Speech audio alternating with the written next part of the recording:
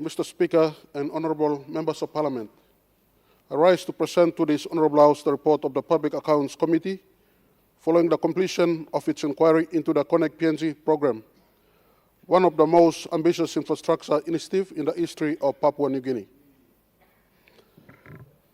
The Connect PNG programme, with its vision of delivering 16,000 kilometers of roads and 3,000 meters of bridges by 2040, represent a substantial investment of public resource and a critical test of our governance, accountability, and long-term national development. It is a program that carries the promise of strengthening national unity, expanding economic opportunity, and improving access of rural, remote, and maritime communities across our country. The committee undertook this inquiry with a clear and solemn responsibility to ensure that every kina spent under this program delivers tangible and lasting benefits to the people of Papua New Guinea and is managed in strict accordance with the law.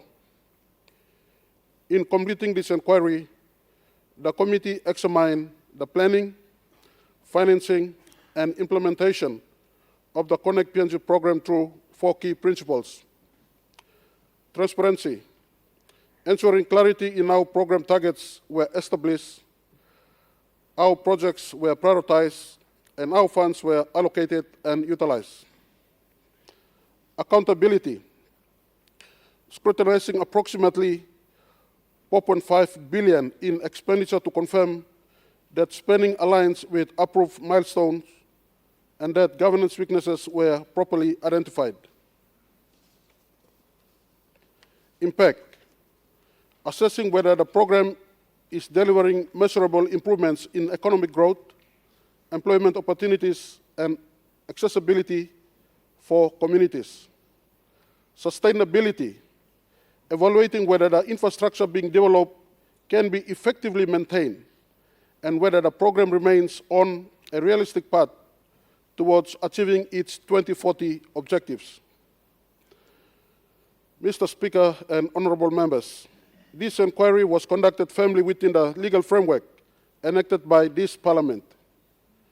The committee carefully assessed compliance with the Connect PNG Implementation and Funding Arrangement Act of 2021 and the Road Management and Fund Act of 2020, legislation designed to ensure sound governance, financial discipline, and effective oversight of the road sector.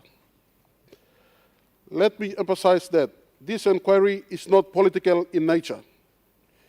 It was undertaken solely in the public interest to safeguard public resource, strengthen institutional accountability, and uphold the trust placed in this Parliament by the people of Papua New Guinea.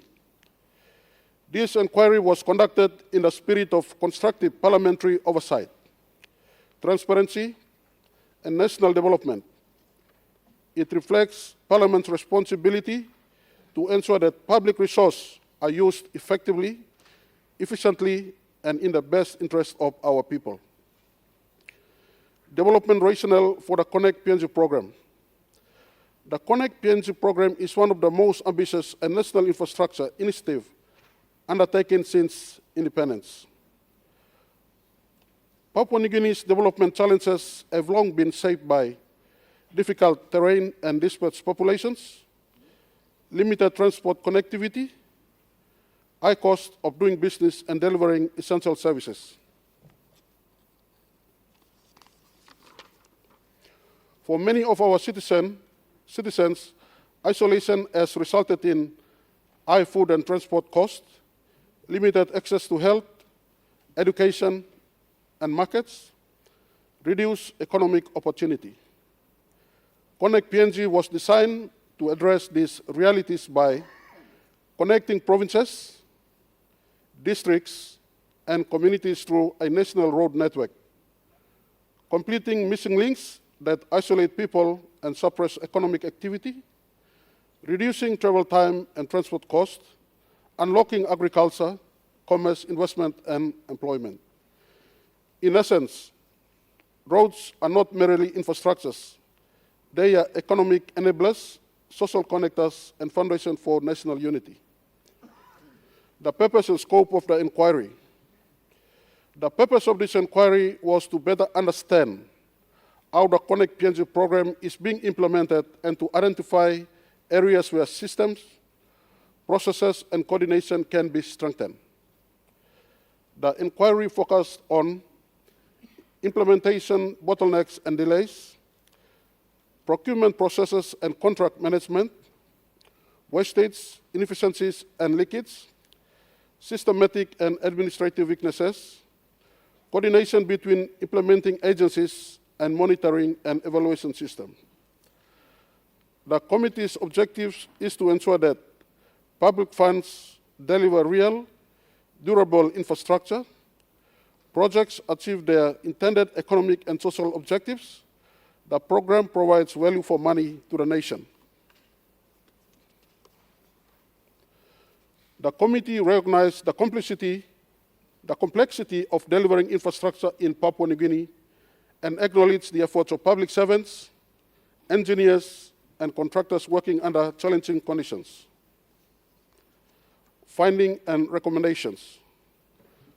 The report contains identified weaknesses and shortcomings, analysis of root causes, clear and practical recommendations. Among the significant findings, the committee noted that failures in the establishment and oversight of the trust account. There were substantial deficiencies in the establishment and administrations of the trust fund account, including weaknesses in governance and administrative process, and a failure by the Connect PNG board to exercise adequate oversight over the funding process.